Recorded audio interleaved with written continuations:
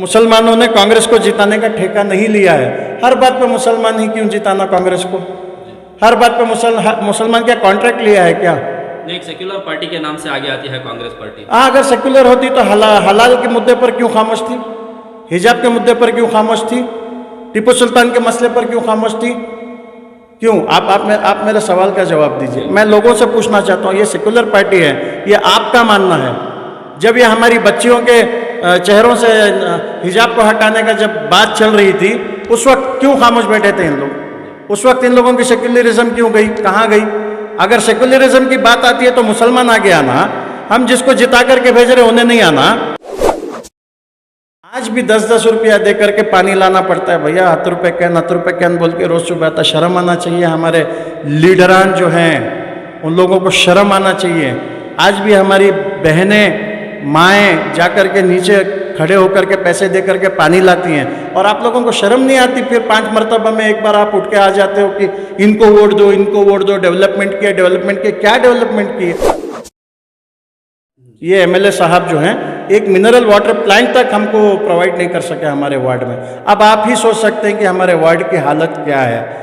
कचरा नहीं उठाते हैं सही तरीके से, सड़कों पर लेकर जा करके। मुझे खुद, मैं आज एक इंडिपेंडेंट कैंडिडेट हूँ, मुझे खुद रोज रात को कचरा लेकर के एक स्पॉट पर लेके जाके डालना पड़ता है मजबूरन। क्यों, वहाँ पर सहूलत नहीं है या? सहूलत 15 साल से नहीं थी, आज भी नहीं है। और मैं चैलेंज करना चाहता हूँ, अगर दोबारा हम इनको जिताते हैं तो यही हालत हमारी होने वाली है।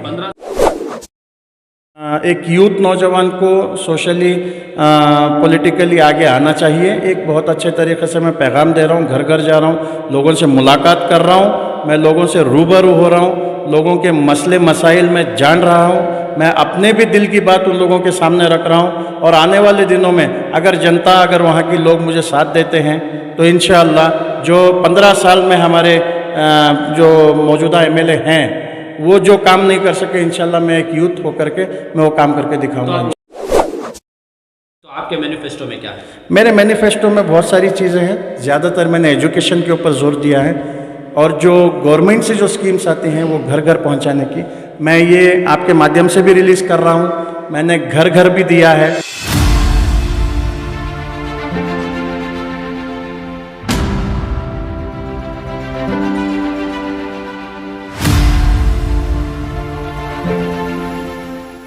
हेलो एवरीवन, आप देख रहे हैं न्यूज़ 4।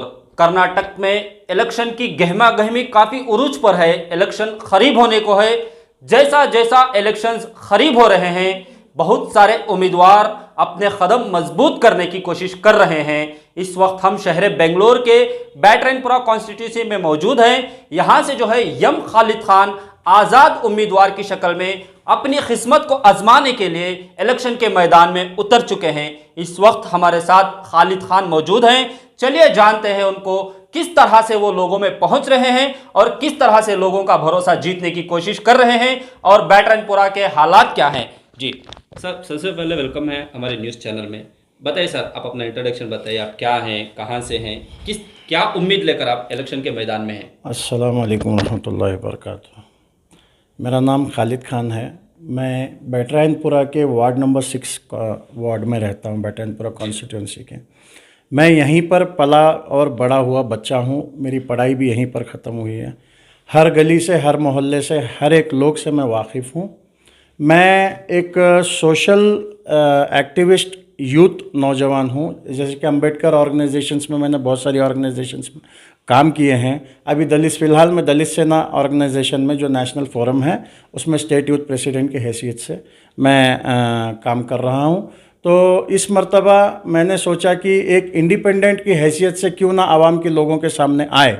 अगर एक एग्ज़ाम्पल मैं आपको देना चाहता हूँ, अगर मेरा वार्ड में जो ज़रूरतें, जो एम्यूनिटीज़, बेसिक एम्यूनिटीज़ हैं, अगर वो भी अगर मिल जाती तो शायद मुझे खड़ा नहीं होना पड़ता। सर, इससे पहले आप जो है एक नॉन पॉलिटिकल की हैसियत से काम करते आ रहे हैं, सारे सियासतदानों के खिलाफ आप आवाज़ उठाते रहे। आज खुद एक सियासतदान की हैसियत से जो है मैदान में हैं, क्या उम्मीद से हैं सर?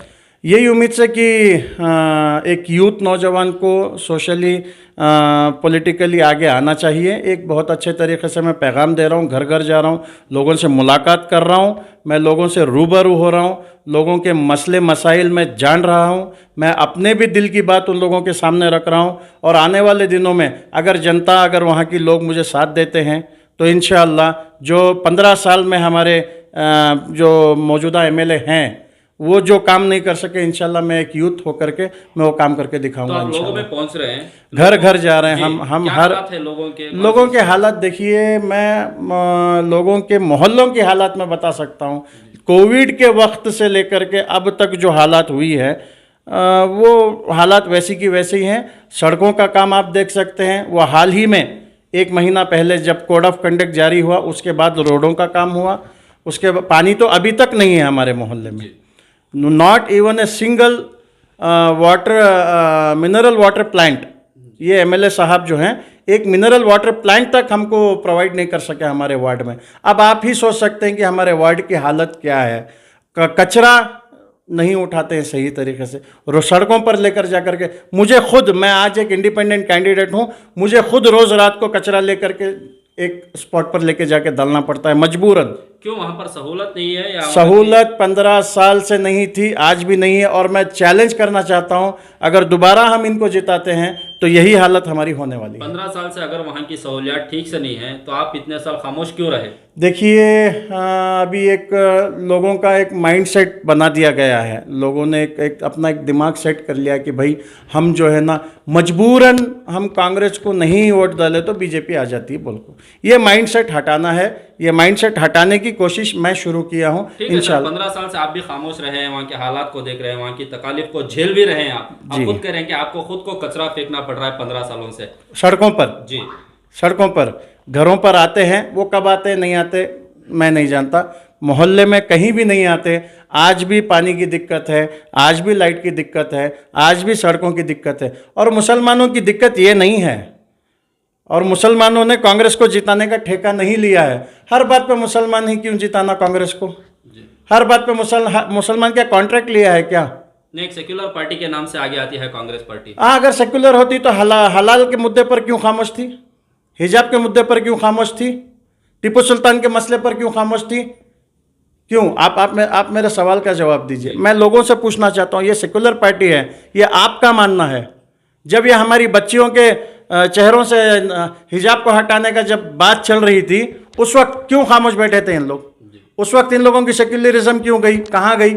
अगर सेक्युलरिज्म की बात आती है तो मुसलमान आगे आना, हम जिसको जिता करके भेज रहे उन्हें नहीं आना। एक एमएलए, एक शासक का रोल क्या होता है?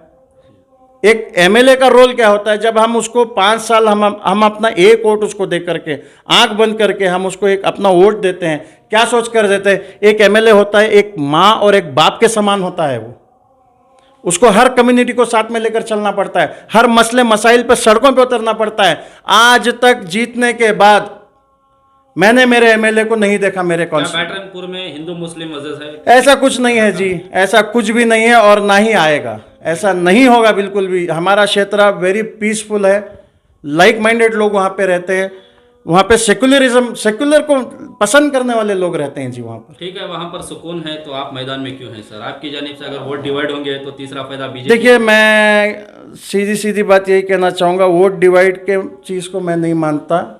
इलेक्शन में खड़ा होना that is my constitutional rights, उसको कोई नहीं रोक सकता।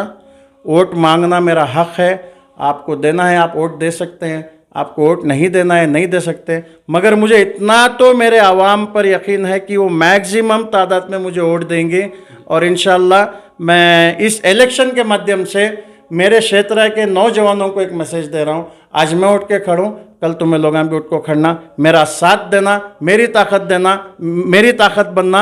जब आप मेरी ताकत बनेंगे, मैं आप लोगों के मुद्दों पर मैं बात करूंगा, आप लोगों के मसलों पर हल करने की कंट्रीब्यूशन क्या है सर? बैटरनपुर के लिए आप क्या कंट्रीब्यूट किए हैं? मैं मेरी आधी ज़िंदगी कंट्रीब्यूट किया हूँ जी। लाइक क्या हुआ है सर? मैंने बहुत सारे होराटे किए हैं, मैंने बहुत सारे मसले मुद्दों पर बात किए हैं। आपके हल्के को लेकर? मेरे हल्के को लेकर नहीं, हर हल्के को लेकर के मैंने आवाज़ उठाई है। नॉट ओनली बैटरायनपुरा में, स्टेट लेवल पे हम लोग आवाज़ उठाते हैं। हम एक ऑर्गेनाइजेशन की शक्ल में हम बात करते हैं। हमने हिजाब के मसले पर बात की, हलाल के मसले पर बात की, हिंदू मुस्लिम के मसले पर बात की, यहाँ तक कि जब किसी दलित को मंदिर के अंदर आने नहीं देते तो हम लोग ही सड़कों पर उतर के होराटे करते हैं। मैं चाहता हूं कि अब यूथ को आना चाहिए, एक्टिविस्ट टाइप के लोगों को आना चाहिए, क्योंकि वो मसलों को, मुद्दों को बहुत अच्छे तरीके से समझते हैं। आप एक्टिविस्ट हैं, इंडिपेंडेंट है, अगर पॉलिटिकल आप एक लीडर बन जाते हैं तो कहीं ना कहीं कैद हो जाते हैं कि सारे लोगों को देखना। इसी वजह से मैं किसी का गुलाम बनना नहीं चाहता, इसी वजह से मैंने इंडिपेंडेंट कंटेस्ट किया। तो आपके मैनिफेस्टो में क्या है? मेरे मैनिफेस्टो में बहुत सारी चीज़ें हैं। ज़्यादातर मैंने एजुकेशन के ऊपर जोर दिया है, और जो गवर्नमेंट से जो स्कीम्स आती हैं वो घर घर पहुंचाने की, मैं ये आपके माध्यम से भी रिलीज़ कर रहा हूं। मैंने घर घर भी दिया है इसको। क्या है सर, क्या है मैनिफेस्टो? इसमें पढ़ सकते हैं आप। इसमें पॉइंट्स यही है कि मैं क्वालिटी ऑफ एजुकेशन, मैं स्कूल्स के ऊपर दिमाग दूंगा, घर घर बच्चों को पढ़ाने के ऊपर मैं दिमाग दूंगा।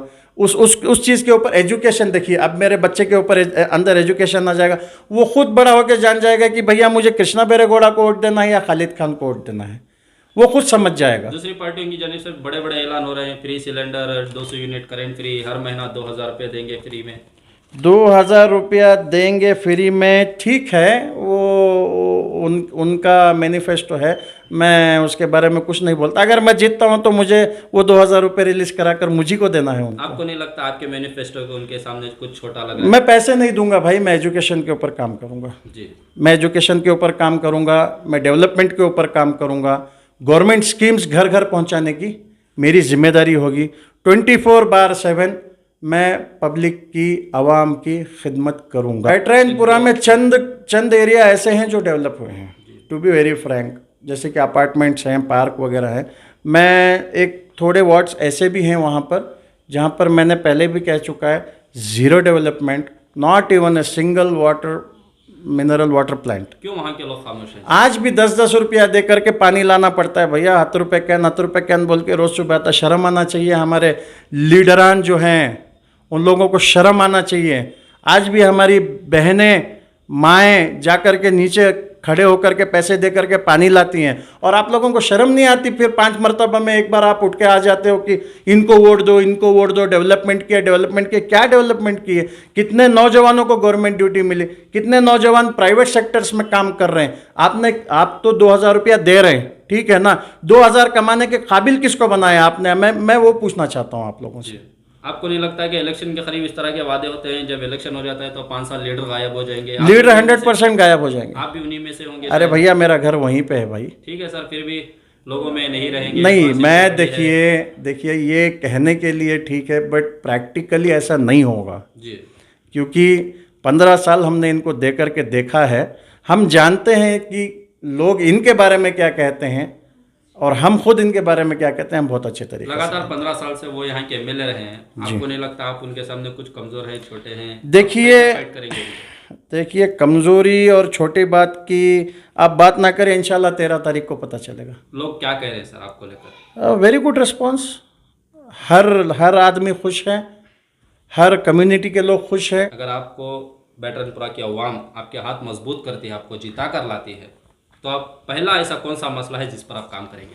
सबसे पहला मुद्दा वहाँ पे एजुकेशन का ही है, जहाँ तक मैं देख रहा हूँ। अब बार बार पानी का जिक्र कर रहे हैं।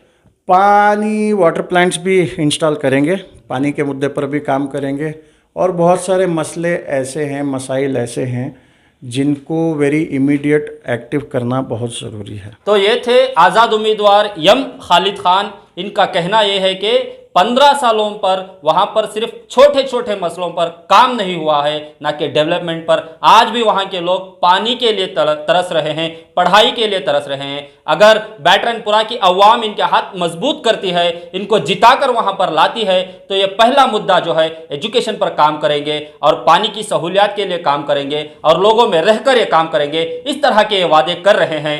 देखना यह होगा आने वाली 10 तारीख को अवाम किसके हाथ मजबूत करेगी। बने रहिए न्यूज़ 4 के साथ ताज़ा तरीन जानकारी और लेटेस्ट अपडेट्स के लिए।